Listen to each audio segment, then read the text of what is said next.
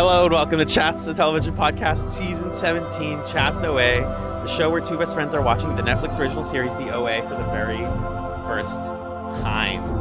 My name is Allen, and I'm joined by one of the Rings of Saturn, who was literally just chilling out and singing to themselves when suddenly a blonde woman had to mess up their holsties. It's Magellan.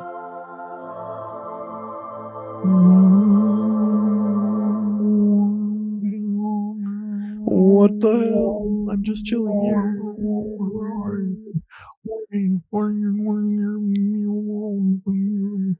Just trying to party. Good. I'm glad you're trying to party and you're succeeding because you're a party ring. The ring of party? What's going on? Do you want to do this for the whole episode? No. I don't think it doesn't take in a lot of air. I think I might run out of air. Suffocate. It's okay. That happens to a lot of characters in these episodes. Yeah, I think it's not a good thing. Well, things are good. It's snowing outside, or it's slowing the snowing, but it was snowing quite a bit. And we're both sort of snowed in to more or less extents right now, which is fun. I love a snow day. Than I am. Yeah, I'm holed up at my parents' house, so the audio is going to sound different. I'm recording in the jankiest possible setup for listeners and for watchers who get to see my parents' guest room. I am laid down horizontally on a bed. I have my personal laptop here. I have my portable microphone.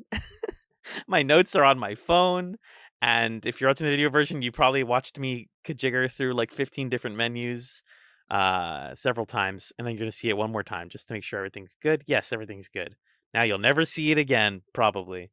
But like the OA and like the 5 movements, we persevere, and we can be found anywhere and any time.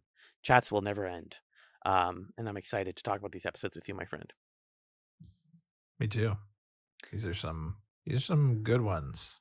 There's stuff happening here. Yeah. Listener, it's a really good one when Magellan texts me and says, "Don't look at my notes." That's like the best thing they could possibly say to me.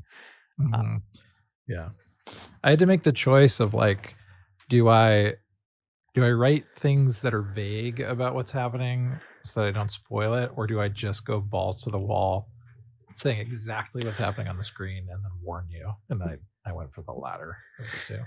Yeah, I watched that on the TV that's in this room. So I was like taking the notes on my phone, which makes it really easy to just scroll past your notes and like block them when I write.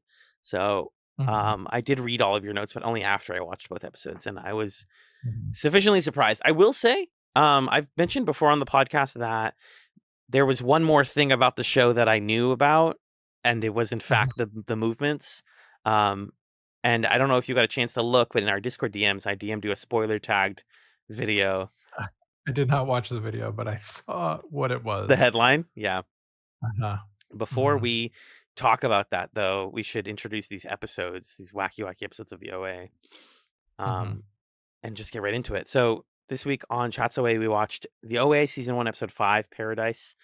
And after the break, we'll be talking about Season 1, Episode 6, Forking Paths.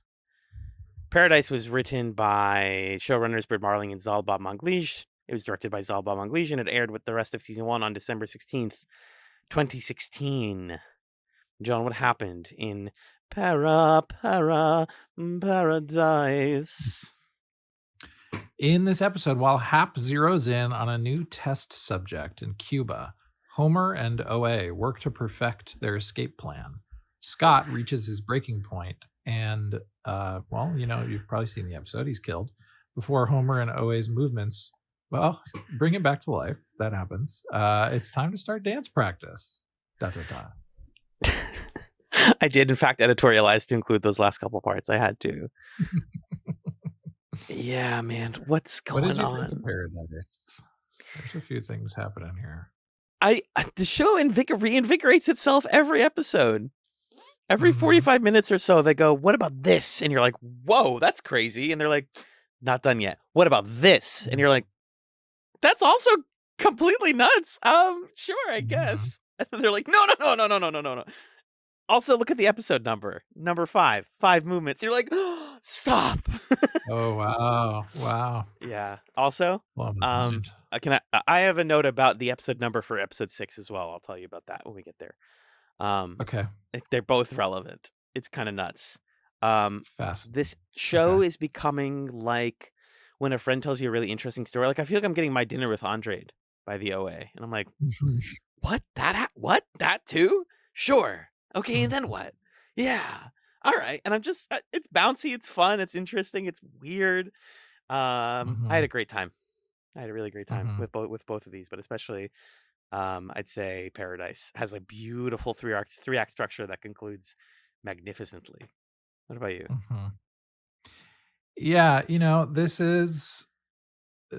this show, these 2 episodes in particular, to me represent, what I had hoped streaming television would be and become, which is like you find the most idiosyncratic creatives, Yeah. you give them a blank check, Yeah. and then they just do this. They like pace around a room for a few months saying, okay, and what if there's 5 movements and they go like this? Blah, blah. And it's like, perfect, write that down, write that Go, down. go, go. Um, it's awesome. Like this is amazing stuff. And it's yeah.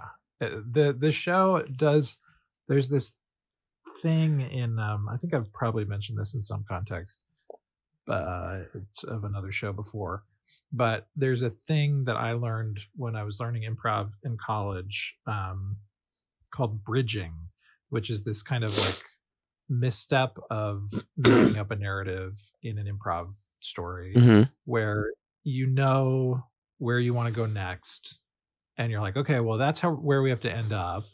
So now we just have to fill out the time between here and there. But the issue with bridging is if the audience knows where you're going, then all of this like intermediary time that you're spending getting there is kind of irrelevant. Mhm. And this show is incredibly good at not doing any bridging whatsoever. They just immediately jump to like the next relevant thing. So you always end an OA episode being like, I'm in a brand new place. You've thrown some new information at me, Yeah. and things are totally different now. Um, and there's a few moments even in this episode where it's like, yeah, so we figured this out. Then about a year went by, and we did this and that, and it's pretty wild. Yeah. Yeah, I think we were critical about that specific thing last week and how like episode 4, I think it was, just kind of like and Mhm, then years and years and years went by and you're like, okay. But yeah, as you said, it kind of makes narrative sense that they're like, we don't need to explain to you what happened in those years. The important thing is that the fact that it was a long time is all that matters. Move on. right, They're gonna look a right. little different. They're more gaunt. They are reflecting that in the actors' attire and in how they move about. But Mhm, like it's been a long ass time in this basement. That's what you need yeah. to know. Yeah, it's very economical storytelling. I Mhm, think a lot of this show could like be taught, in schools how to make a good, mhm, and like you said, it works in the streaming television era too. Of just like I could mhm, hit next episode and every 45 minutes be like, what? Yeah, give me another one of those. Yes, give me another one of those. And having to stop now 3 times in a row, I've had to be like, fuck, I don't want to stop. I'm so close to, mhm, and you just always feel like you're close to knowing. Like I think mhm, Pat brought up Lost last week and how that show would always like drip feed you new stuff, but it doesn't. It's like I know I'm gonna get the answer I want next week. I don't feel like they're gonna drag everything I need for like 5 more mhm, episodes. It's like, yeah, I'm gonna get it next time. I'm gonna get the mhm, next thing, and then I'm gonna get a new thing and get that next time. And that's like, to mhm. me, an idealized version of streaming television is we're gonna string you along, but only for 1 or 2 episodes at a time. Yeah. Yeah, the promise of in theory, what was appealing to me in the late 2010s about streaming television is like, okay, visual storytelling. Mhm. Prior to this point, you've got films, and films are they can only be so long because that's just sort of the standard. is that a film is like a few hours long, and there's conventions about like how those stories are paced and like the beats of them or how much they can contain. Maybe you could do a series of movies, but that's limited by like how willing people are to continue to go out and see them. um, Television starts to at first is very episodic and sort of like here's the concept, and then every episode's going to riff on this in some way. Like here are the characters, let's put them in a different situation, or here's the mechanism, like we're going to solve a murder every week. Right. And then we start to get TV shows that are like, oh, but now people can get home media and they can TiVo episodes and they know when it's going to be on, so we can start to like tell continuous stories. But you can't with full abandon, if you're a TV show in the 90s and the aughts, tell a completely continuous story, because you still have to exist on television Yes. where you're at the whim of like your ratings and your viewership. But now here we are in the streaming era where it's sort of like, hey, we can make visual media that, you know, we could say 18-hour movie, but I think a good comparison is like we can create a novel essentially, Yeah. where we can give you the whole thing at once. Each of these episodes is a chapter in a story. And I think what's so like propulsive about the OA is the reason that they're not bridging, the reason that they're not like wasting our time between things is because they want to get to the next idea. And there's like no fetters on like how quickly they can get there. Which is really cool. But you need people with a lot of cool ideas to make this feel good and to Yes. have the instinct to do that. So, but it's a really, I think, the best of what this format or medium could be. It's a testament to, like you said, what Brit and Zal were able to like come up with in their little sessions. Mhm. Like if we just have a lot of ideas and we know how to get those together, then we've got ourselves a sauce. That's like kind of all it takes. Right. And a lot of, their film work is the same thing of like, here's a great idea. And then now do that for 2 hours. Boom, made a movie. Like really good, Mhm. sharp, creative ideas that come from a place of like curiosity and interest produce really good art. So Mhm. I'm enjoying it. I would love to get right into our summary because there's a lot to talk Okay. about. So Paradise begins with a very vibey acoustic guitar intro, and we're introduced to a woman who we later learned is named Renata. Mhm. Hap is watching her in what I believe is Cuba. They talk about Mhm. Cuba later, and he's watching her. He, as we cut back and forth in this scene, attempts to talk to her, has curiosity about her. We learn that he knows her father, that she may have experienced some sort of NDE, and Mhm. Hap is interested in recruiting her for this, grand experiment. And she's not into it. She also sort of has a thing for younger men, so Mhm. she's like romantically attracted to younger men, and abandons Hap at the time. And he's, in typical Hap fashion, can't accept that a woman doesn't like him. So he makes it his whole goal to come back in a way that can, quote unquote, lure her in. Um, Mhm. it was really wild seeing Cuba. Speaking of like, where are we now? Wait, why are we in Cuba? What's happening? Mhm. Mhm. Um, and we cut back to the prisoners before Homer gets recruited, and Homer and the OA are doing their little movements, their little workouts. They talk about how each of the animals that they swallowed in their place defined their movement. So Homer has the sea creature, Prairie has the Mhm. bird, um, and Homer is recruited is taken by Hap to Cuba, knocked out and taken in a helicopter, and basically told, we're going to be going there. You have to do everything I tell you to, or everybody else dies. Don't even think about, Yeah. the usual. Don't even think about escaping. Um, Mhm. there was a great line I think we both noted when Hap first talks to Renata. He's smoking a cigar and offers it to her, and she's trying to flirt, and she says, "This is how you know Hap is an MRA." Essentially, she says, "Are you a feminist?" And he says, "I like symmetry." Just say no, you fucking weirdo. Just say no, you complete loser. I like symmetry.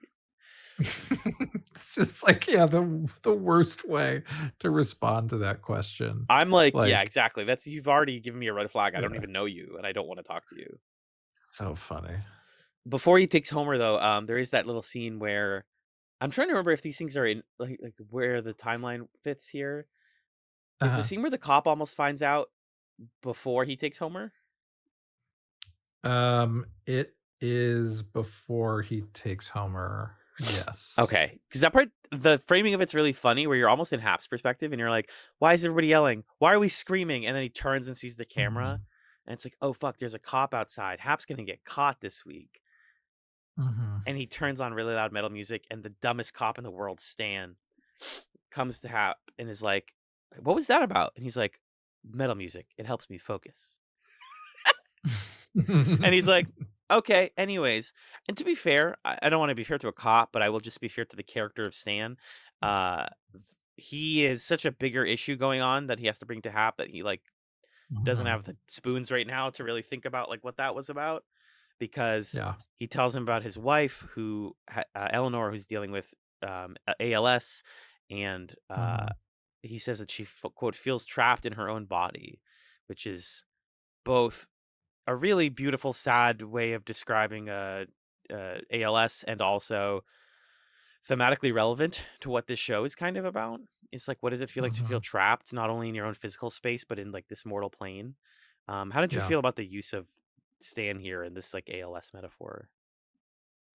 Yeah, I think it's smart the way that they set this up to because like Hap is so fastidious that there's really no way that anybody could come from outside to disrupt the situation here unless there's this sort of like unusual reason that someone's seeking him out Mm-hmm. because the sheriff he notes like plenty of things that are kind of suspicious about Hap's house, like, hey, you need to, fix up this wood, it's going to get bad when it rains. And Hap is like, Uh-huh. okay, bye, what do you need? So you need a guy who's like gonna come here again, and gonna be oblivious to all of these suspicious things when he's here. Yeah. Um, and like you're saying, to then tie that with he's worrying about his wife who's experiencing this disease, describing it like you said, as her being a prisoner in her own body. Mm-hmm. um, the way that they're putting that against what's happening with the folks in Hap's basement, putting that against Renata's experience living in Cuba, Mm-hmm. because she says to Homer later, like, I know what it feels like to be a prisoner. I'm a prisoner of this island. Um, there's a lot of people feeling trapped in this show, and it's a lot of characters' motivations, even in the present day. Like, um, what's his name? Stevie, the mean guy who's Steve. actually nice. Steve. Like Steve worrying about being sent off to military school is a worry about being trapped or Yeah. imprisoned. Yeah. Um, so I think I think it fits with the themes of the show. This sort of reflecting on like the body, health, being trapped. What does it mean to be free? What does it require? What can we undo versus not? Yeah. Yeah. And again, that's like just the tightness of the script, is that everything, even in the present day, even in the prison, all feels thematically connected. So it Mhm, doesn't miss a beat with any of that stuff. I want to save the present mhm. day stuff for a little bit later so we can get to Cuba. Sure. Because there is some present day stuff that gets set up here. But first, Hap lets Homer out of this helicopter, and I get the feeling of this that Hap is kind of trying to recreate like a boys' trip. And he's like, "Come on, come out with me." And then Homer's like, "I'm literally a prisoner." He's like, "No, seriously, like come out with me or I'm gonna kill you." And it's like, you Mhm, clearly want to be like the cool friend who's like, there's gonna be dancing and drinks and like just get dressed up, but like you're doing it to a person who you're taking here against your will, his will. Yeah. I loved seeing Cuba, but I just felt so grossed out by Happier more than I ever have, frankly. Yeah. This episode, like, dials everything about Hap up to 11 Yes. because it's all the parts of him where you're like, "What? What is your deal? Like, why are you sometimes being a little bit gentle? Why are you, like, kind of better, but kind of worse than your buddy," who I think we meet in the next episode, right? Yeah. His Yeah. his colleague guy. Uh-huh. That's quite a scene. Mhm. Um, and like these moments where he's like, "Oh, let's have a cigar," or whatever. It's like, what is the depth of your self delusion Exactly. that you think that you're like totally cool, calm, and collected, that you think you're doing somebody a favor here, and that you're also like the most coldly manipulative and um just like whatever. I can't even think of a word that's strong enough to describe this, but he's engaging in human trafficking and he's forcing Homer to be complicit in it. It's really chilling to like not only be told, "Hey, look, he's obsessed with this one lady and he found her, and look, he found someone new," Yeah. but to see him at every step of the way be like, "Hey, I'm flying you in my helicopter. You might be thinking about trying to kill me, but then everybody would starve to death. Oh, you are trying to get help from the hotel staff? Well, I told them that you're my son, and a little You have something some going on in your head. problems. Yeah. They called me." Um, it's like, Jesus Christ, this guy is there is a lot going on with Hap and his sort of laser focused, the ends justify the means Everything is approach here. planned for. Again, Kelly's comparison of Netflix's You, it's just like this guy has Mhm, overthought every inch of this. He knows how to get a helicopter. He's in with the cops. He's in with the hotel staff. He mhm, doesn't miss a beat, and it's like this unstoppable villain who also is like weirdly incompetent in a lot of ways. Like mhm, eats vegetable stock with tomatoes in it, and it's like mhm, he's still human. And you brought up a mhm, great theory about episode 6 of like what are his ultimate goals with regards to the movements and leaving. I get the sense mhm, that Hap is somebody who's so fascinated, but and it can't just be this. It can't just be like Pat was saying last week that he, saw somebody's soul leave their body and wants to know where it goes before it comes back or before it leaves. I think mhm, there's something about him not wanting to be in this dimension anymore and just like being mhm, sick of having to be this person that he feels like he could get a fresh start if he could just figure out the dimensional travel. Like he's trapped in an unbeatable state. mhm.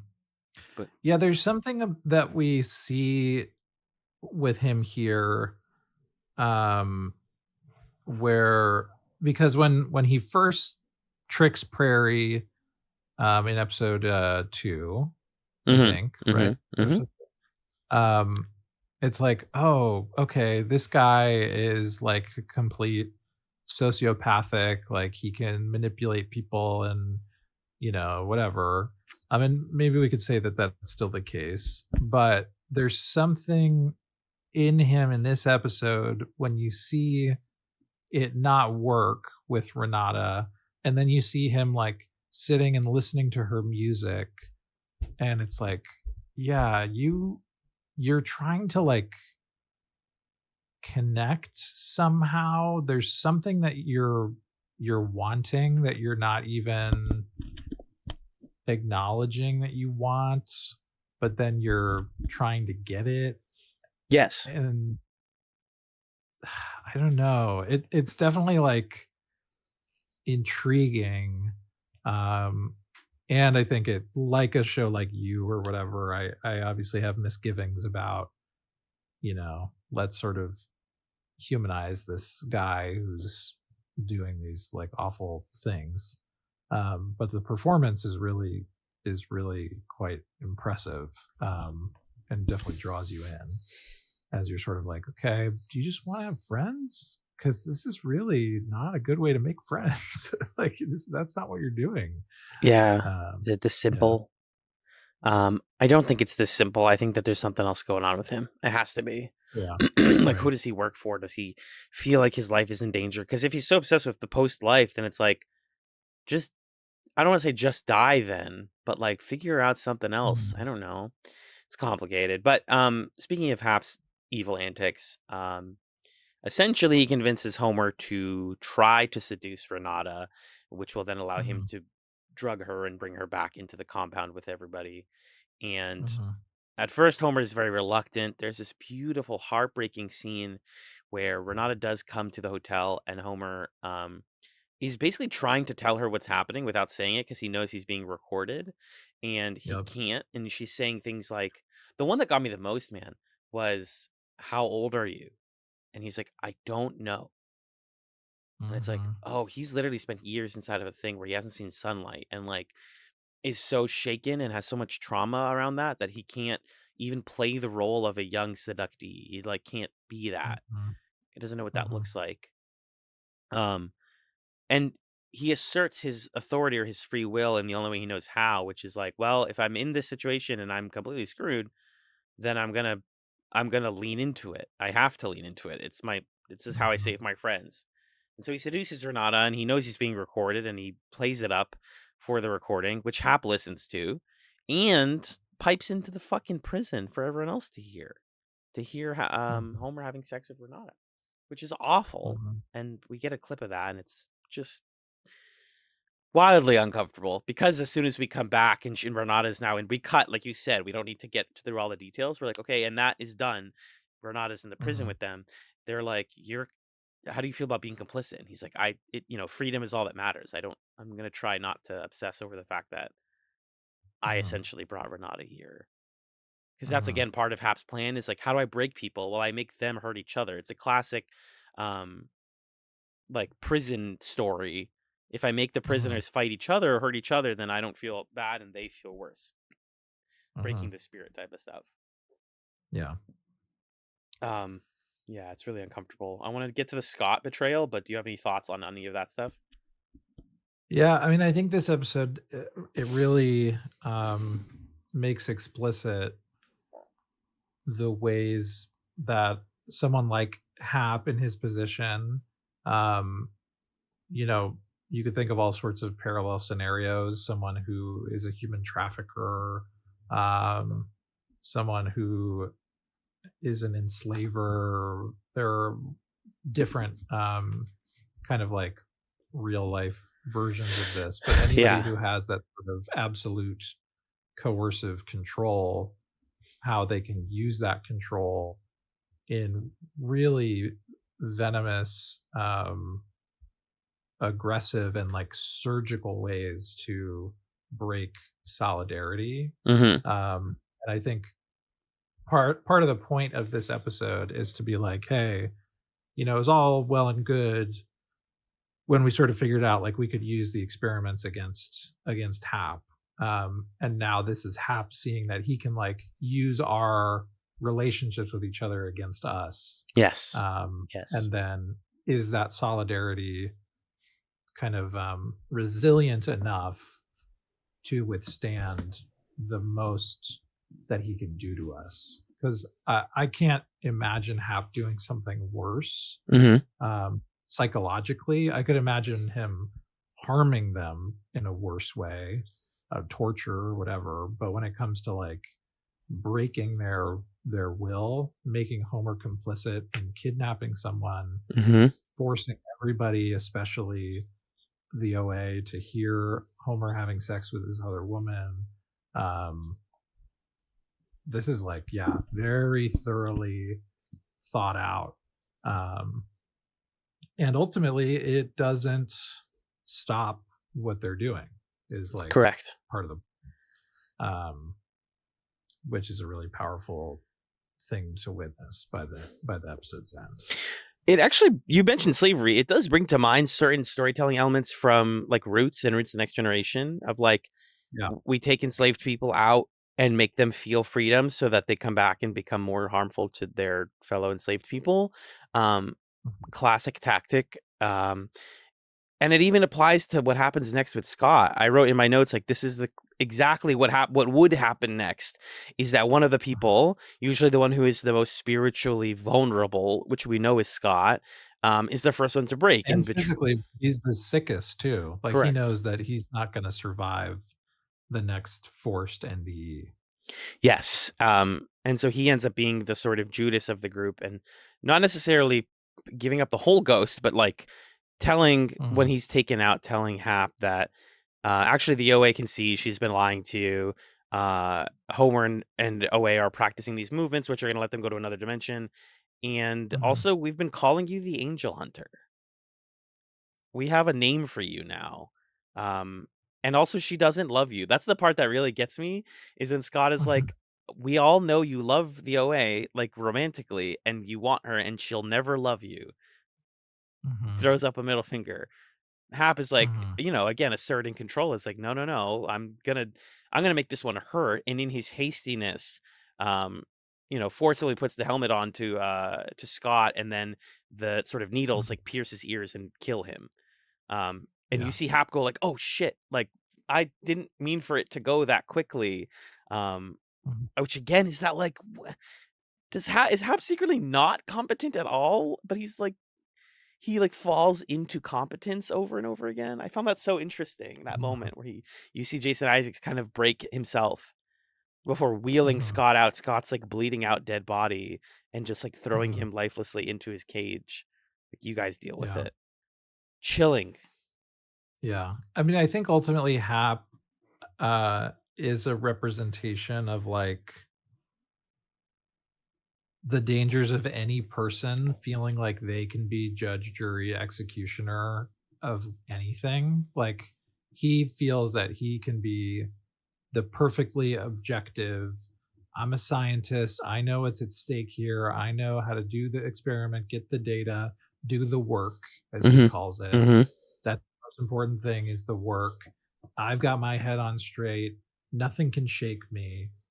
And over and over again in this episode, what we see is, like you said earlier, that's not true. You're a human being and you are subject to your emotions and attachments Hmm. and um like yeah, you're not objective. You have feelings for the OA, whatever those feelings are. You like want to possess her Hmm. in some way. um you have kind of like lustful feelings for Renata, and there's even that moment where he starts to come out of the door with the gas mask to sedate her, but then he sees that they're going to start having sex and he like tiptoes back away, and it's like, oh, you kind of want to listen to them have sex with each other right now. Like that's part of what's going on for you here. Yeah. um So, and then here in this moment, again, his like denial of those emotions makes it so that when they come through and cloud whatever that judgment is, or like distract him in that moment, he kills Scott. It's like, oh my God, I didn't expect myself to feel things because I've made myself believe that I can like completely detach from feeling. Yeah. Uh, and that is an incredibly, incredibly dangerous thing whenever anybody believes this about themselves. Right. Well, I think this show taking place or coming out in December 2016 Mhm, explains where they're getting that idea for Hap from. Hap is a sort of Trump figure where it's like, is this guy an idiot or does he like weirdly know what he's? That was like kind of the worry was like, how does this guy know what he's doing? How does mhm, he seem to always? Why are things working out in his favor every time? He clearly doesn't know mhm, what he's doing, and it's very so the video I sent Magellan, by the way, folks can look it up at home. I can put a link to it. Is a bunch of dancers and protesters doing the five movements dance, which we're about to talk about outside of Trump Tower in late 2016 after the show, I think, or in 2017. But that to me now reads as like 10 years ago hyper cringe. Like we got it. We love our Netflix shows so much that we did a dance. I mhm, I get how you reach that conclusion though, because the whole point Mhm. of the 5 movements is that we resist the person who controls us, and we're able to assert that we deserve to live in a better place, and this person doesn't have their Mhm. authority over us. So, like, I don't know. I think it's cool. I think collective action is cool. And I think that video is still kind of makes me wince a little bit. But when you Mhm. watch this scene and you watch presumably where we're going to go from here, I'm like, yeah, I would too. I also would learn this dance and like want to do it to resist authority. I get it. Yeah. I mean, the thing that I keep thinking about when especially we're watching this episode Hmm. is the Epstein files Yeah. and like Yeah. all people in email correspondence and photographs with this guy, um like if not directly implicated, uh buddy buddy with a child sex assaulter, like human trafficker person. And in that way, Hap is like not just a, an analog for one like I think that to me is what's cringy about the let's dance out or do the movements outside Trump Tower is it's like it's not Trump as a one guy. Correct. It is the system that makes it possible for people like this to be so like subsumed in their own ego and sense of legacy. And to me what motivates Hap is like what motivates Peter Thiel to get his son's blood injected into his body or whatever the fuck that guy's doing, which is like, well, I'm too significant to die, Yeah. like I can't die. Yeah. And then you get someone who develops that mindset about themselves and then has access to untold resources. Like to me it's important that Hap has the funds to have like a private plane and have this underground bunker that he like retrofitted himself. He has all this fancy computer technology. He can afford to run this operation off the grid because he's rich. And it's bad for people to be that rich. It's just bad. It's bad for people to have unilaterally the power to ego trip at the expense of other people's freedom and safety Hmm. and well-being. Yeah. Beautifully said. I think it is. Yeah. The reason, yeah, exactly like you said. In 2016, a lot of us were thinking like it must be Trump. That must be who this is about. Mhm. And we've come to understand that it is a ruling class and it's not one person. It is your Jeffrey Epstein's who, like you said, is a pedophile. And also, like, if you read a lot of those emails, like, had so many things planned that came to be that it's almost chilling to realize like how much this person thought about everything that happened, like with the collapse of cryptocurrency and with like the exchange of military resources between governments. And you're like, this one guy, like I can't believe that. And like I over and over again, I see Hap do these things and I'm like, how does one guy have all these resources? And it's like you said, it's just like, Mhm. what does an unbridled ego with infinite capital get to do? Is they get to do things like try to defy the barrier between life and death. It's the only Yeah. realm that he doesn't have control over like, yet. And he's Mhm. desperate and he's miserable because Scott is left there and Homer and the OA continue to do their movements, which we're seeing movements. We've said the word dance. It's really hard to describe what the movements are without seeing them, which I Mhm. think is brilliant with how they're choreographed. Um, Mhm. how would you attempt to describe what the movements are, Magellan? I think this is an important question for us to consider as we go on in the show. Yeah, I would say they are kind of interpretive dance. It's like a ritualistic interpretive dance. Yeah. They're uh, which I think the word movements is actually the best, quickest word to Yeah. describe them Yeah. because it's a way that you move re- repetitively that's meant to kind of like invoke or summon forth some kind of power. Yeah. And they're really well choreographed, like just from a creative perspective, because when they do these moves on camera, you feel like, whoa, that should do That's something. doing The way something. that like stamping and throwing their fingers out, and there's something in that. that feels powerful. And you get this, it's an amazing scene when Hap brings Scott's dead body downstairs. And again, like the height of his ego and delusion that he can detach from his own emotions, the height of his manipulation, he says to the OA, "You lied to me. You did this." Um, and then the OA starts doing the movements. Homer starts doing them, and we see in the two of them doing it, them like reconciling. Um, she's like upset with him. He's feeling hurt, and like, don't you see that it's like, what could I have done? I'm still committed to doing this. All of that is communicated in like the way that the camera watches the two of them, the way that they do these repetitive movements, Right. but like infuse it with different emotions.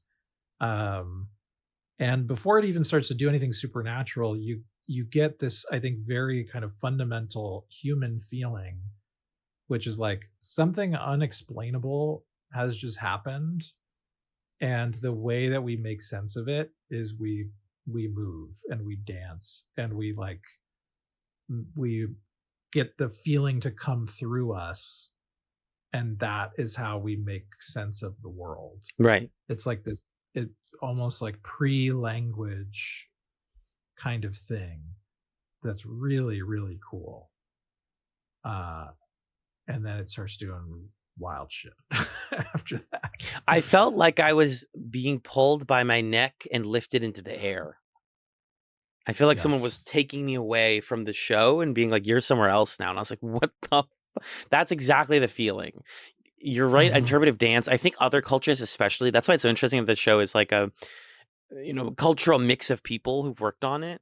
Is like Mhm. Mhm. a lot of cultures have had interpretive dance like this and used it to work through grief. And there's even like Mhm. within the movements motions like slapping your chest really hard or gasping like you've just drowned, or like things that have Mhm. happened to the characters, or that they've done to each other that they felt. It feels like they're storytelling to each other. It feels like they're working through Mhm. emotions via these movements, like they're characterful movements, if that makes sense. um, Yep. and as Homer and the OA hit perfect synchronization with these movements, the blood flows back into Scott's body and he's brought back to life completely unharmed. And you're like, Mhm.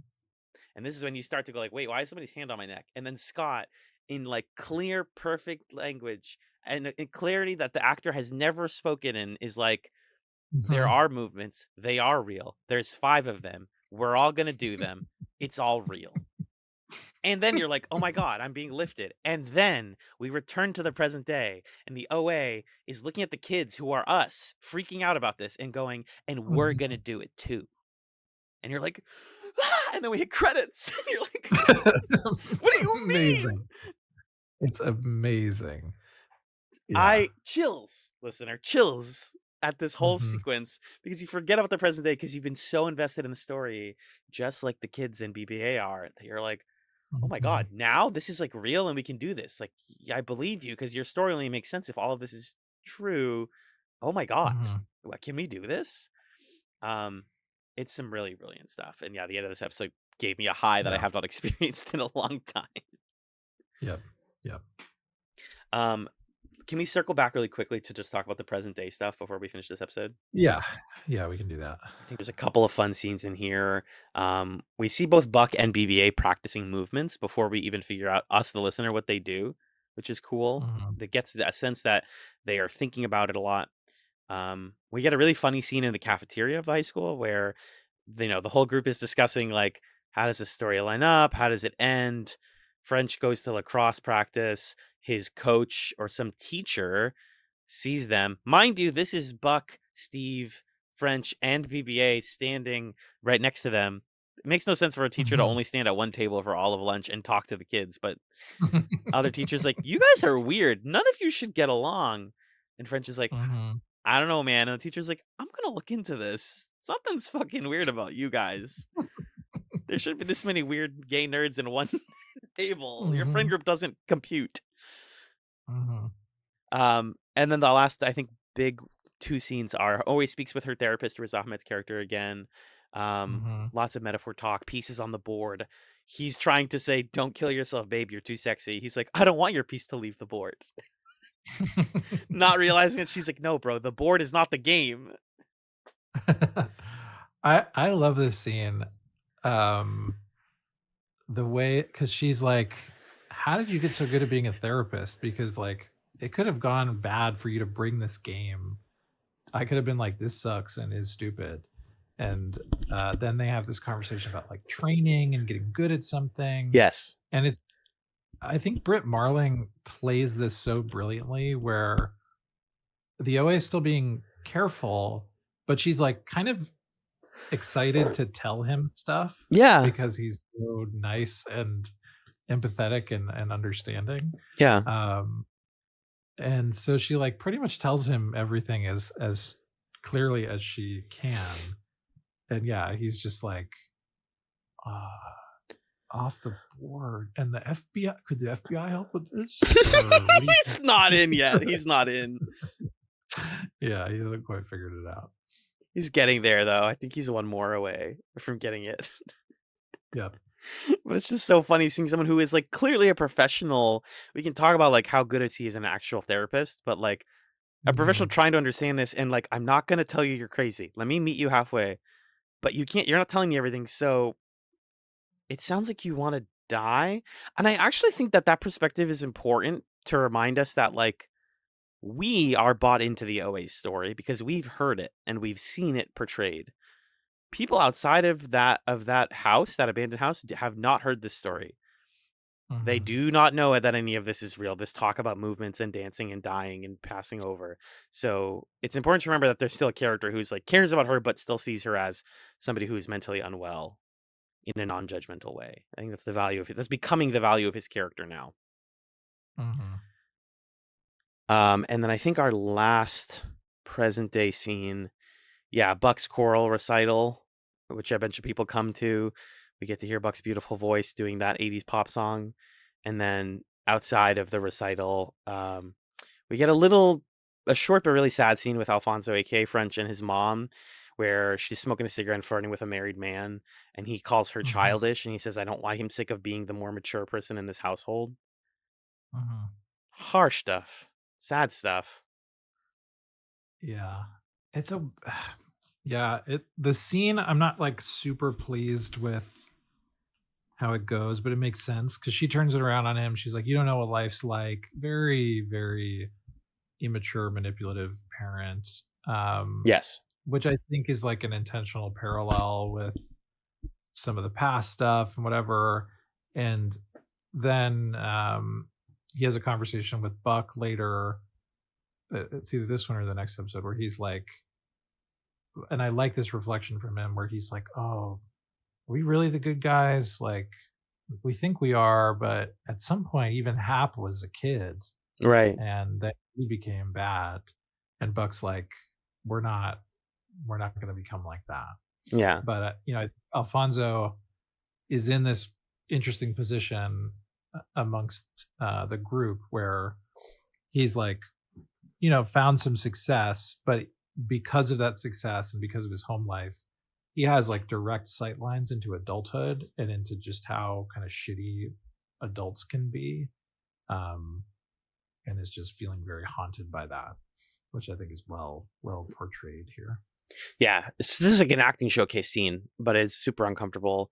I just made a Yeah. connection that I'm wondering if we should put a pin in. The OA goes by multiple names. She goes by the OA and she goes by Prairie, depending on who you ask. Yeah. Yeah. Buck goes by multiple names, depending on who you ask. Mm. French goes by multiple names, depending on who you ask. Mm-hmm. BBA goes by multiple names, depending on who you ask. Mm. Hap goes by multiple names. Mm. Steve does not. Oh. Something going on. Also, the other kid whose name Jesse. Jesse, I don't think does. Sorry, I keep forgetting about Jesse. He's had one scene. Yeah. That is interesting. I mean, maybe there's something that Steve hasn't figured out yet. Oh, I would love that. Whatever that ends up being. Sure. Um, Shrug. Shrug. I'm just saying. We already have a trans character on the show. Why not too? Um, I don't have any. Oh, I have just my only stray note, by the way. Um, the Mhm, song that plays in the final sequence with the movement is called "Downtown" by a band called Magical Clouds. This is a beautiful mm, song. I recommend looking up if you haven't seen the scene and listening to the full song. I immediately mm, was like, I love it when show uses like an indie song and then I Shazam it and I'm like, whoa, new band. So mhm. shout outs Downtown by Magical. Magical spelled Majical. Clouds with a Z, like Chatz. Any stray notes on this one before we move on? Two quick ones. First, besides his line about liking symmetry, the other Hap line that stuck out to me was when the sheriff comes to his house and is like, "Hey, you did a really good job fixing this place up." Hap says, "I like to maintain. I figure order outside will generate order inside," which just says a whole lot about this guy. And there's layers to that. Oh yeah, every line, every I it's just like that's what I mean when I say the maintain. show's brilliant. It's like you could read every line like that, literally. Yeah. Yeah, it's such a great line of him being like, I really wanna tell on myself. I have a Yeah, guilty conscience. So I'm gonna say it in just, like, the most vague terms possible. the I weirdest like way. to maintain. Yeah. And then the other thing that's so awful about, the sound of Homer and Renata having sex being sent into the basement is that he, in the act, calls her an angel, and that's the moment that's like, "Oh, knife to the heart, twist the knife." Um, Other like angel. everything is on the table there, Hmm. which sucks. Yeah, it's rough. That's a good call though. Let's take a musical break, and when we come back, Mhm. things are gonna get, believe it or not, even weirder as we discuss episode 6 of the OA, Forking Paths.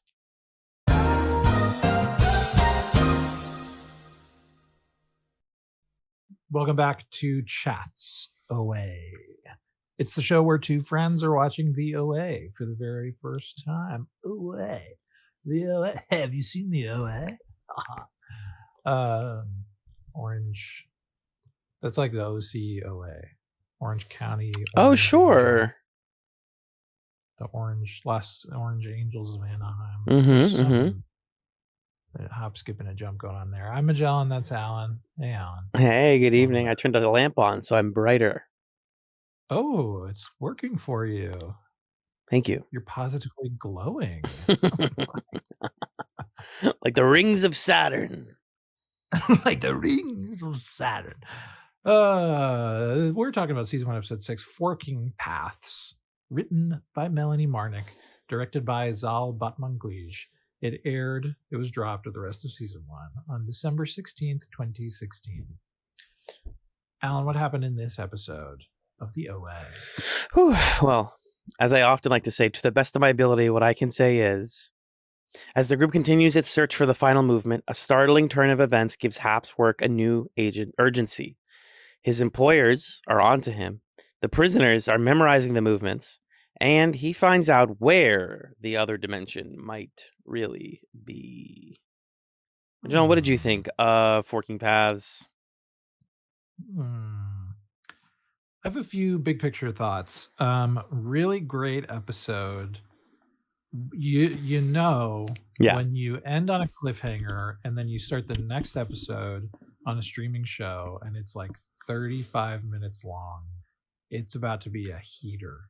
Something's going to happen that's so drastic that they're like, cut the episode, Yeah. we can't keep going after this. Mm-hmm. uh and this one delivers. And you know, I'm a little, when it comes to like streaming shows having the flexibility to make their episodes as long as possible, I think some shows take that in the wrong direction too often, where it's like, oh, we could have like an hour and 9 minutes. It's like, you don't, you could have cut this down and made it tighter. And I like it when shows are like, but we're going to mix up the pacing, give you a quicker section. This one's only going to be 35 minutes. So in that way, this episode's really cool. Mm-hmm. This episode gets more concrete about something that's introduced in the previous one. Hap is listening to a radio program. We didn't talk about this in the first half. He's listening Yeah. to a radio program where somebody's on there talking about multiple dimensions or multiple universes. And when I first heard that, I was like, Ugh. no. Like, that's the part of this that feels surprisingly dated to me. This whole like, whoa, multiverse. That's a cool concept for the show. And I think I, in that moment, wasn't giving this show enough credit or like having enough faith in its ability to make that intriguing. But even in this episode, I think they took something that I was like, multiverse, I don't know if I care about that, and got more explicit about, well, what does that mean? What could that mean? Why would the characters want to engage with that? Where I was like, all right, I'm curious to see where they take this. So it's kind of my general feeling about this. What about you? What did you think of Forking Paths? I think we had a discussion last week about copying Marvel, maybe, and like, oh, like multiverses or teasers and things like that. Maybe that was even on a Patreon recording. I'm like trying to remember what that conversation was with regards to. But the MCU is like on people's minds. And so you're like, okay, multiverses. It's totally valid to be like, oh my God, not more multiverse shit. But it's like, it's the promise of there being a multiverse. It's not like we are going to see it and you're going to get it in explicit detail. It's more like the spiritual promise of there being something else, which is like why this show scratches the same part of my brain as The Leftovers. Because a lot of The Leftovers is about, and that's I think why the show was recommended to me so much after we covered The Leftovers, is like, yeah, what else is there? There must be something else than what we have. And that to me is like really, really juicy material, literary material to cover on a show like this.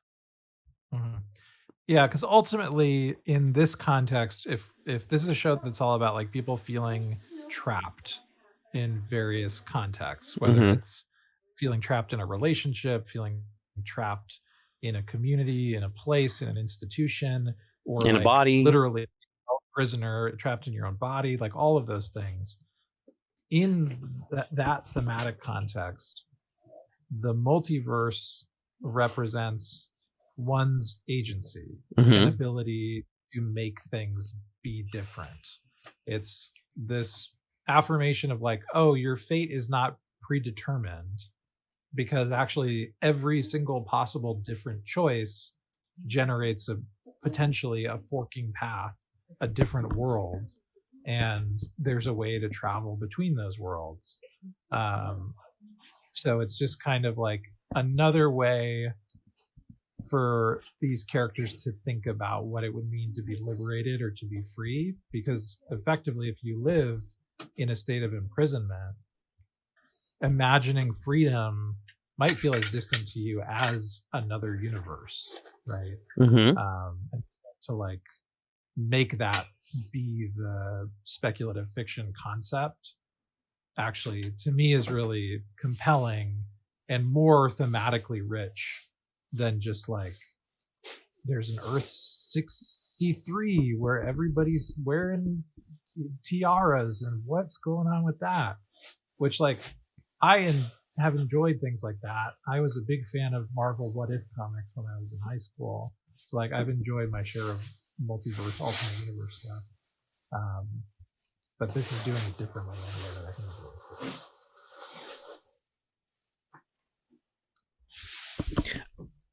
It's what I think what the coolest thing about it is just that it is each characters who have a very cool and interesting reason to want to be somewhere else.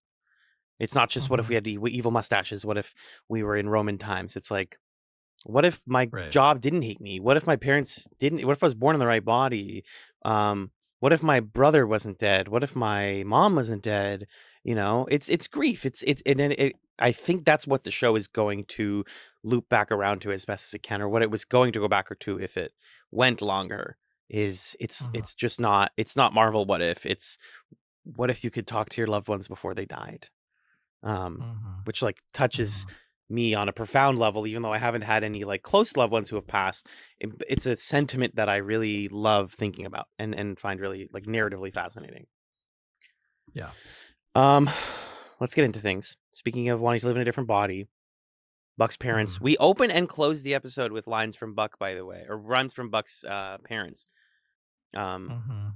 so it's bookended by, here the dad is misgendering their son, and mom is like, that's not fair, and they're having an argument. This is where naturally Buck would be practicing the movements uh Yeah. before heading out for another night of hanging out, for what I wrote in my notes as dance practice.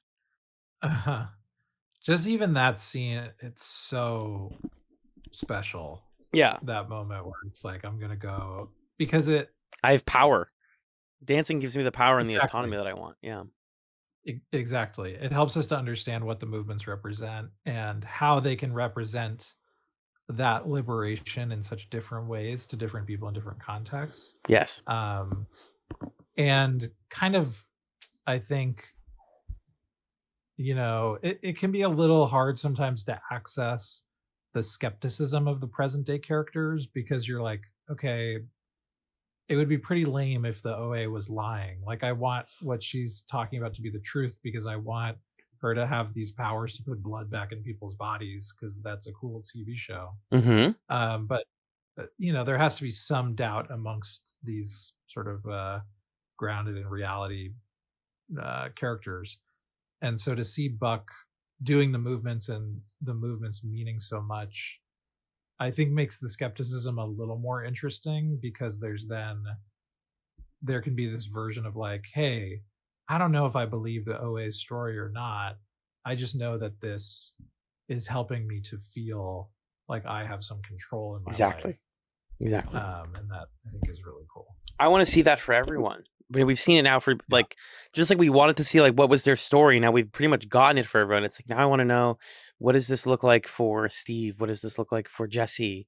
What does them doing the movements mean for them? Which one of them is still tied very strongly to the present? Because do they have their Scott? Do they have the person who's physically weak and needs to betray the cause Mhm. to feel something? I'm curious more and more about that stuff. I don't think it'll Mhm. be Buck. I think Buck is the most committed to the cause, if I'm being honest with you. Um, Mhm. and as they return to the house, OA describes the group, now all five of them in unison, learning the movements and essentially inventing a language. And it's one of those reveals that I saw you in your notes. You wrote like, yeah, of course, like, yeah, that's what those were. The Mhm. tattoos on the OA's back are her carving the movements into her back. It's literally that Mhm. simple. There's something like kind of All poetic about the that they're like, we wrote on our like sweaty, moist covered walls in our prison. We drew out what each of the movements were so we wouldn't forget them, because a common symptom of dimensional travel is amnesia. And so we memorized them, Mhm. and then we cut them into each other's backs so that we're into our backs so we could help each other out. Yeah. Yeah, it's a little moment that gives you the confidence to be like, oh, okay, you're gonna you're gonna pay off some stuff in this show. Like Yeah. you showed us this on purpose to make us say, what the heck? Okay. And then you're explaining it and it's a cool explanation. Yeah, no Yeah. questions asked. Like, just I get it. And naturally the first instinct you have is like, well, okay, they are all five of them are there. They all know what the things are. They've seen the miracle. Why didn't it work? Why are we here now in the present day trying to bring them back? Mhm. And then the OA is like, well, you got to remember that Hap was there, and he is like religiously studying us doing them and learning them himself. He's teaching himself, Mhm. which is another one of those like, this guy wants to be part of the team so fucking badly. Maybe if I Yeah. do the movements, I can go to the other dimension. And it's like, you're literally not part of the team. You're literally not part of the team. Yeah. And we start to get the implication because the OA is talking to the group in the present about doing the movements, and she's like, well, I've never done it. And they're like, wait, what? You've never done it, but Yeah. weren't you all practicing how to do it? um and I think what's probably going on here is that Hap like steals her spot somehow or something. Like he goes with the other Oh, four sure. because he's learning the movements too. Um, we'll see how that shakes out, but I from what she's saying and what she said about in the previous episode of her friends being off the board and she wants to go off the board. That sounds like they did it. Like they transported to another dimension and Hap probably went with them. Yeah, that seems like a season 2 to me. Yeah. Considering we have 2 episodes left after this. Mhm. But also, what's going on with Hap at the end of this one? Let's get there. Mhm. Hap goes through quite the trip this episode. We see a little peek. This reminded me a lot of Severance, not only because the actor who he plays against is on Severance, but this all felt very Severance. Like he's in a morgue in what seems to be some sort of strange unmarked office building, maybe. And Was he's in a hospital. he's in the hospital. He's in the It's hospital, the morgue of the hospital. it's Thank like you. an abandoned morgue. Like it's a part of the hospital that's not being used anymore. That's okay. That makes more sense. But just like it feels uncanny. It's like where Mhm. are we? The point is we don't know. And this guy, Leon, appears to be a coworker of sorts or a cohort of sorts, but also a rival. Mhm. Um, Mhm. the best detail about this whole scene is what they're eating. Did you like clock this? They're making the craziest sandwiches of all time. No, what are they eating? I think it's like deli meat and bread, but it's like really thin bread. And I was like, "Are they making tamales? Like, is this tortillas?" Just the idea of them making sandwiches in an abandoned morgue is like, Yeah. "Ugh, why are you what are you doing? Why are you eating right now?" You don't need to know what it is. It gives, like, Jerry Horn, like, the Horn brothers. You're like, "Wait, brie and butter? What the fuck?" But not in, Yeah. like, a funny, quirky way, but in, like, a "What the fuck is wrong with you" way. Yeah, it calls to mind, the Christoph Waltz character in Inglourious Bastards when he's searching for the Jews in the house, and he asks for a glass of milk, Yeah. and he's like this Nazi guy just drinking milk. Yes. Uh, yeah, where it's like, "Do you not understand that you are not fine?" Like, why is this so sort of calm and normal to you? Um, but yeah, Hap talks with this guy who at first it's like, okay, he's speaking vaguely about doing a study, and he's like, what do you do about this? Like they're resisting the study. And in my head, I'm like, what is going on here? Is he like being cagey and the other guy thinks that he's doing like a study on animals or something? And then as the conversation goes on, you realize, oh no, this guy is also doing NDE experiments. Also obsessed, also And doing experiments, yeah. he like it's hard to say is one of them worse than the other because effectively they're both doing the same awful stuff.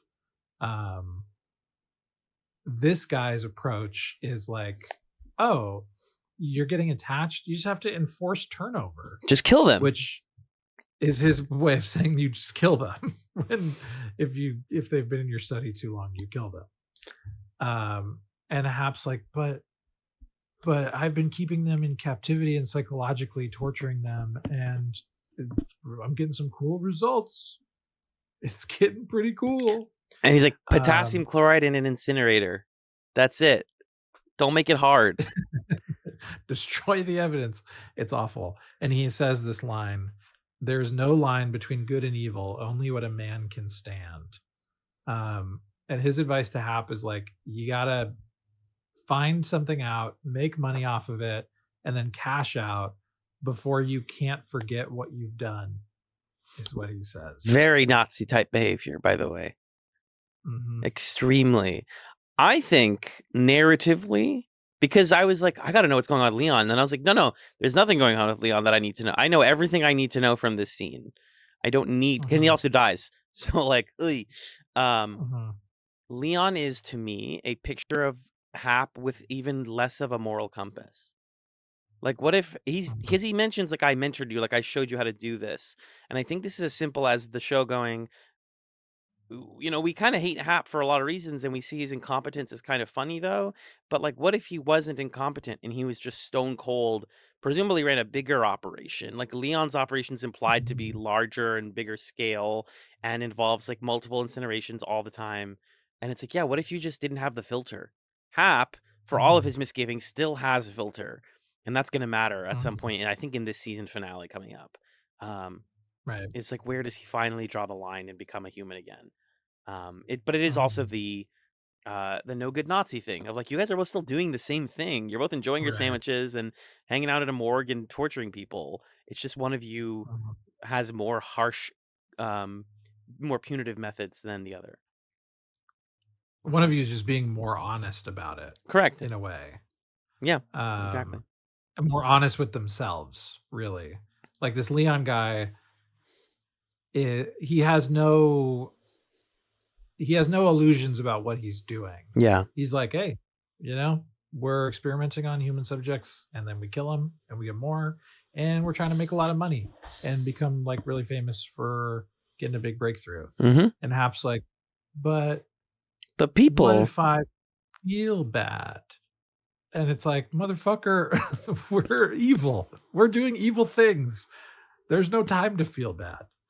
It's Um, interesting how French is the one who asks Buck, "Are we the bad guys?" And it's like, dog, those mhm, are the bad guys. They're right there. Like, mhm, we don't need to mhm, debate it amongst ourselves. mhm. And I think the other thing that's important about this scene is up until this point, we've assumed that Hap has been working alone. Yeah, exactly. That he just sort of like figured out what this was and how to do it. But we learn, like you're saying here, you're saying that Leon mentored him. Is that what is said in this Yeah, I scene? think that's the implication. Yeah. So he had a mentor. He's talking to this other guy who's studying this thing, which makes you wonder like how many guys are there who are doing these NDE experiments? Yeah. How much of a network or a web is there? And it also um, makes very clear like the problem isn't just that Hap individually is like obsessed and will do whatever it takes. The problem also is that he developed like his interest in this and accumulated the means to do all this stuff while he was working in an institution that also had this guy. And these guys were in this institution together and able to do this heinous shit Hmm. because they like got the power within the institution to do what they wanted without being watched over or challenged or whatever. Hmm. Uh, so I appreciate this scene in this episode for being like, it's not just like Hap is uniquely horribly bad. He is, and he exists within this slightly bigger context of other guys who are horribly bad. And what do we think about that? Yeah, this is a response to the political analog that we were talking about last segment of like, it's Right. not one guy. It's a system because Homer, when he gets captured, is like, I heard enough to know how I'm going to put you out, and like I'm going to tell them it was an abandoned mine. And then Hap is like, which one? There's 100,000 of them. The FBI doesn't know how to do Mhm, anything. There's literally, the system is built to never catch me. And then you're like, mhm, wait, how many people are doing this in hundreds of thousands of mines across the United States that are abandoned? mhm, It boggles the mind, just like learning how much systemic wealth can like corrupt our society, and people who work in seemingly normal jobs can like also be capable of profound evil. Yeah, mhm. it's like I said, narratively, like really, it's a very strong scene. Like it just like communicates a lot, and I think even the way it ends is brilliant because those types of people hate each other. They often do not work together well. And you get the sense Mhm. of like, this is a rivalry, but it's also like, if one of us got something the other one didn't have, then I would fucking kill him. And after Hap is like, yeah, I've got some really good data, Leon, I can't believe Hap fucking falls for this. Leon's like, oh yeah, So actually, I have some new data too. It's in, closet 15 over there. Do you want to go take a look at it? And Hap's like, do do do do do. Okay, sure. Wait, what's in uh-huh. here? It's just embalming fluid. And Leon's like, yeah, turn around. I have a gun pointed at you. Give me your information. I'm going to shoot you in the head. You're stupid. You're being screwed over. And Yep. Hap, like an animal in a cage, immediately lashes out, disarms Leon, and drowns him in embalming fluid after they beat Mhm. each other up. Tell me more about the barrier between life and death. A man was just killed in Mhm. embalming fluid. Like the poetry is written on the wall here. The symbolism's right Mhm. here. Mhm. Um, this seems wild, but it is how it's supposed to end. It's like, yeah, these guys never get along. They hate each other. They're all bullshitting each other. The only one who can kill them is them. And now Hap has a dead body on his hands. Mhm. Goes back upstairs and is like, "Hey, nurse, someone's really hurt in the morgue. You should go check it out." And the nurse is like, "I'm sorry, really hurt? Huh? What?" Hap just Mhm. runs away because he's a white man. He can just like leave and not have to deal with consequences, I guess. Yeah. Um, back in the machine, he puts Owe back in there, and she's completely non-compliant at this point. I like that Hap does try to be like, "We just saw that you healed someone. We could go on a trip. We could go on a missionary trip, and like, you and me, we go to an island and heal people." Like, what do you want, bro? You think she's gonna say yes to this? He even at one point is like, "We could heal all the richest people in the world and make a lot of money." And she's like, "Okay, what about everybody else?" And he's like, "Details, Details, details, sure. whatever. Like, fine, let's Well, just go." we'll figure out a way to charge them too. It's fine. She's just not Mhm. into it. Again, man cannot accept that a woman does not like him. Um, Mhm. is so furious about this, but he puts her in the water again, or drowns her. And you mentioned that this being a 30-minute episode, that we're going to see some budget. We don't see the Mhm. beautiful light explosion of Katoon's domain again. We neither see Katoon nor any light at all. As Mm. always in essentially pure darkness with like little specks of light just so we can see her. Um, and she's like, there was a weird noise in there. I don't really want to think about what that was, but I went somewhere else. Or where I have been going is corrupted somehow. And Mhm. Hap takes her out, and this is the other scene that feels like you getting pulled up by the neck and taken into another dimension. Um, Hap plays a bunch of sounds for her and says, she's like, "I hate you. I'm never gonna help you." And he's like, "Okay, that's fine. That's fine. I don't care if you hate me. Can I just play you and like my mixtape and you tell me if it's good?" And she's like, "No, I literally choke on it." And he's like, "Okay, here's track one. It's rain sounds." And she's like, "Fucking kill yourself." And he's like, "Okay, that's fine. Here's track two. Um, this is me doing a freestyle about politics." And she's like, "I literally want to choke you right now. Here's track three." And she goes, "Oh," and he goes, "Yes. That one's about me growing up and my childhood trauma." No, guys, he says that's the sounds of the rings of Saturn put through an electron microscope. You went to Saturn? And I texted Magellan in all caps, "Saturn? Hey, Magellan, you want to have your mind blown real quick, buddy? Yeah. What episode is this? Sixth Planet Oh, from the come Sun, on now. episode 6. Oh, come on now. I didn't have to say it. You already knew. Oh, wow. That's pretty cool. Is the implication that they've been going to Saturn? Or is it not? And Hap's stupid. I I don't know. Like, I don't know what the implication could be. This is a question that presents more questions. Yeah. Right? It's it's so and this is what I'm kinda talking about with, like, bridging is this is the opposite of bridging where you're like, "Oh, okay, we're gonna find out, where the OA is going." No, no, no, no. We're gonna answer that question right away with a piece of information that technically answers the question, but it does so much more than that. Yeah. 'Cause I don't know how to make heads or tails of this. Um, this is my theory. My best theory is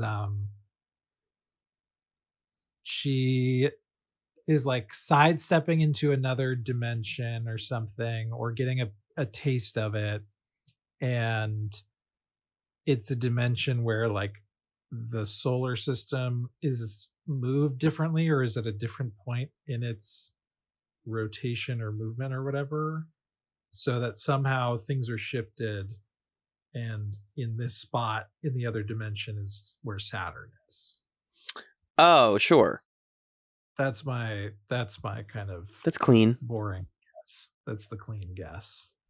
The filthy, nasty guess is that there's magic in the rings or something. Yeah, the rings of Saturn are made by the spirits or something. Sure. I mean, we can't explain celestial bodies. That's the beautiful thing about including space in this show, is like we don't have. Well, actually, we do have explanations for what the rings of Saturn are, but like the reason that noise goes through an electron microscope is one of those like celestial mysteries that they don't have like easy answers for, and I think that's really fun. I think it's narratively satisfying to me. So I don't even have a guess. I don't even have a guess, but we're so close to knowing. I think maybe next season is we go to Saturn. That'd be kind of fun. Oh, we go to Pluto. How about we just keep going down the planets?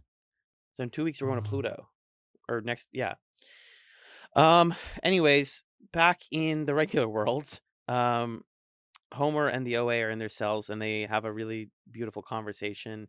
Homer gives her a great speech because she's like, I gave him up so much info. I don't know what to make of any of this. He's ruining our thing. Every time we go forward, it feels like we go back. And Homer essentially, she says, we're never going to be able to build a garden together. And Homer's like, well, when you build a garden, for your first year, you don't know how to make it. And everything dies. And then the next year, you learn how to make it. And then bugs kill everything. And then they die.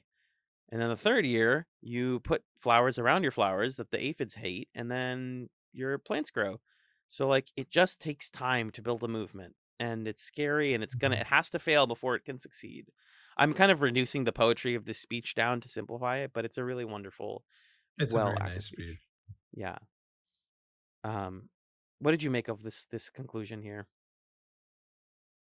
Like the conclusion, or this nice little speech part? Well, I guess the speech does segue into Hap's inevitable demise, because Hap is upstairs, literally blissed out, listening to the sounds of Saturn's rings on repeat.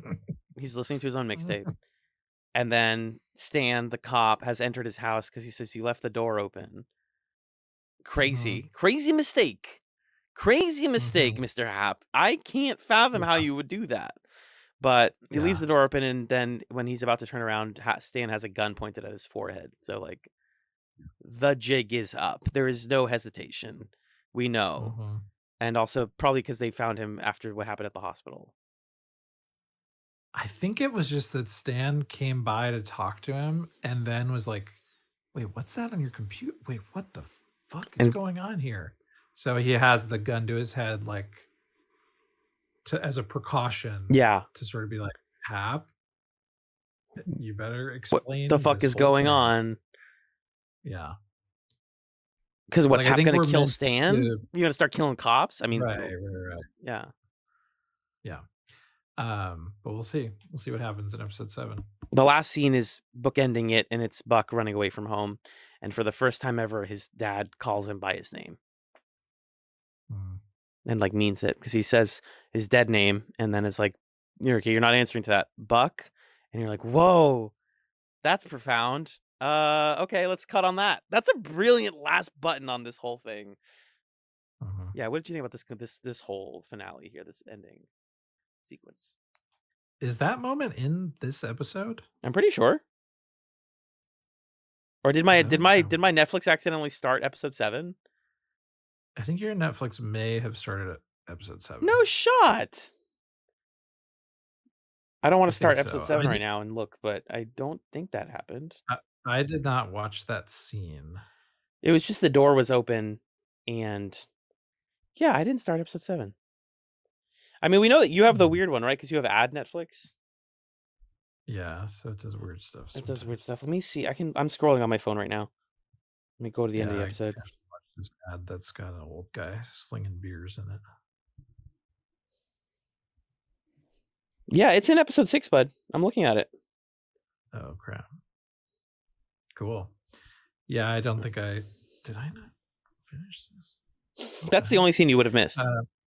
I think, I missed that moment. But Buck's dad. Sounds like a great scene. Yeah. Final thoughts. My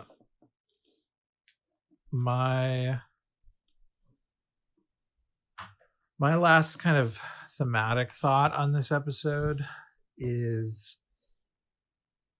it's really interesting to see a sci-fi show have a feeling or a take about science. Because often either it's just sort of like, we got sci-fi stuff, or they do the Star Trek thing where like every scientist, or I guess there are a lot of like, has science gone too far kind of villains of the week. But there's also often these figures who are in the history of Star Trek who like invented warp drive, and boy, that's cool. But this show has like a very negative perception of kind of like great man science history. Yeah. And I like that. I think that's a cool thematic to take here. Mm-hmm. Yeah. Any stray notes on the episode? No, I think we covered everything. 30 minutes. It's tight. It's a really tight freaking episode. If I had any wish, it's that in episode 5 I wish we could have seen Steve's version of the other dimension when he died. I wish we could have seen that for like a second. I think that'd be kind of cool. Version? The what? Scott's version of Sorry, it's not Steve's. Scott's version, yes. I always get Steve and Scott mixed up in my notes. Well, that being said, Magellan, what are we doing next time on Chatz? Next time we are concluding season 1 of the OA by watching episodes 7 and 8 of season 1. And they are entitled, let me actually open up Netflix. I just had it open. Empire of Light and Invisible Self. Ooh, those are really good names. Very exciting stuff. I'm glad that we get our little special episode break after the season 1 finale. I was worried it would it would interrupt us. We get to watch more away soon. Magellan, in the meantime, where can people find you on the interwebs? You can find me on another podcast I do with my friend Justin called Super Smash Echoes, where we play video games related to the Super Smash Brothers franchise, Super Smash Echoes. Check it out. You can also find me on Blue Sky, not that Magellan.bsky.social, and you can find some of my writing at not-that-magellan.ghost.io. Alan, what about you? You can hear me on a few other pods, primarily The Creature Quorum, which is a Pokemon podcast I do with my friend Six over on scanlinemedia.com. We are currently covering Gen 1 of Pokemon via Pokemon Leaf Green, which just got announced as coming to the Nintendo Switch. Fire Red and Leaf Green. What? Yeah. They're putting Fire Red and Leaf Green on the Switch. They're going to charge you $20 a pop. But it's going to be like, it's Fire Red Leaf Green. Are they gonna update the graphics? No. Remember, Fire Red Leaf Green's already got updated graphics. I'm winking. So they're gonna charge me $20 for a Game Boy port? Correct. Motherfuckers. By the way, they also have a monthly subscription service where you get Game Boy games, but not these ones. Yeah, different ones. No. It's because Pokemon, they know they'll get it, and it's the 30th anniversary. They're like, Yeah, I am gonna do it. That's why they do it. That's because we're all like, I want it. It sucks, but now I get to play it on my big TV. I mean, Fire Red and Leaf Green are the most pirated games of all time. That's like the games that people learn how to pirate games on. So I think it's them being like, we're gonna give you a way to pay us. Visual Boy Advance, you suck my nut. No, shout outs, whatever. Anyways, Pokemon Podcast, Creature Quorum, we're doing Gen 1 right now. Six is playing Leaf Green, I'm playing Let's Go Pikachu. We're having a great time. Check out the Creature Quorum and other scanlinemedia.com fun shows. I will take the plug zone, though, for Chats, if you don't mind, Magellan. Please do. If you have questions, comments, or concerns for ChatzPod, we are reachable by email at chatspod@gmail.com. We're also on Blue Sky at ChatzPod, and every Tuesday, 2 days after the main feed episode, we put a video version of Chats up on YouTube where you can see our beautiful faces and you can see my parents' house for now. And hopefully I'm back to the regular apartment next week. We'll see how this storm goes. But That's all on YouTube. So give us a sub. We've been getting some great new subscribers over there and commenters. We love all of you over on YouTube. We even got people who are like, "Oh, you didn't have video for a couple of Xena chats. Can we get the audio version put on YouTube?" And I was like, "Wow, I didn't think people cared enough." That means a lot to me. So Cool. all of Xena chats is on there. Most of the backlog is on there, and we're retroactively putting everything up. We can be supported a couple ways. You could rate us on Apple Podcasts and Spotify for free. You could support us financially on patreon.com/chatspod, $1, $3, and $5 a month. $3 a month and up gets you $1 a month gets you access to our Chats Discord, which is not only Discord only, but you get a fun little tag on your name if you're a patron. $3 a month gets you that tag, and you get to add things to a cup, which we pull from every month. We will be covering, I think, the last thing from the cup this month of 2025, and then we're finally moving into the 2026 cup picks. That's right. Very exciting stuff. And then $5 a month gets you all of those cup picks, the huge backlog of Patreon episodes, and a thank you at the end of every main feed episode. So as of today, thank you to our $5 plus patrons, whomst include Amanda, Arthur, Emily, Emrys, Felicia, Jen, Justin, Kelly, Kyrie, Lee, Marcus, Magellan's mom, MP, Nick of the Brothers at Infinite War, Noel, Six, and Stefan. Thank you all so much for supporting Chats. We love you very much. We also love Camilla. She's at Camillastrator, and she's the artist behind our podcast art. Now, before we go home, we have one final segment for you called Chatsums, wherein the hosts of the show recommend you things to enjoy between now and the next episode of Chats. Magellan, it's your turn. What is your Chatsums for this week? I'm just going to do a rechatsum because I've been playing a ton of Balatro recently. And it was when I chatsummed on Xena Chats 29, back when we were covering season 3 of Xena. But Balatro, it's a roguelike, a poker roguelike, and it's so good. So really my chatsum is not just Balatro, but like returning to Balatro. Yeah. So I was sort of like, it's going to be hard to get back into this, but it's pretty easy to pick back up, which is sometimes what I find to be a flaw of roguelike games is like you accumulate so many options that you're like, wait, how does this work? But Balatro somehow is like simple enough that you can figure it out to re-enter it. That's a fun one because like I feel like we were avoiding the Balatro hype 2 PAX Unplugged ago and being like, I don't know, maybe. And your friend Carson was like, guys, I'm warning you. And we were like, I don't know, maybe. And then like within a day, both of us were like, uh-oh. And both fell into a brief hole and then fell out of that hole. Like, maybe I don't like Balatro as much as everyone else. And then, yeah, it's good to hear that you've fallen back into it. That's cool. Yeah. What about you? My chatsum this week is brief. We'll be talking about it more in 2 weeks, but when we do our Oscar chat. But I just got a chance to watch another Oscar Best Picture nominee. I saw Guillermo del Toro's Frankenstein this past weekend with some buddies and my girlfriend, and it's interesting. I don't want to spoil all my takes on it, but I've read the original book twice in college and in high school and in college. And it is the most faithful adaptation of Frankenstein to cinema that I've seen. It has some great performances, mainly Oscar Isaac and Jacob Elordi, but it's got some problems too. I just think it's a really interesting movie that should exist, and we should allow freaks like Guillermo del Toro to keep making freaky movies for freaky people. That's my short take on Guillermo del Toro's Frankenstein movie from 2025. Nice. And that's all we have, folks. Thank you so much to Magellan for once again being the OA to my Homer, because can we make this work? Can we do like can we like touch fingers right now? I don't know which. Should I go other way? Nope, other way. Go the other way. Yeah. Thank you so much for listening to Chats OA. Goodbye, everyone. Peace. Are we doing like the Wonder Twins movements or something? Something like that. Movements. Yeah. See you.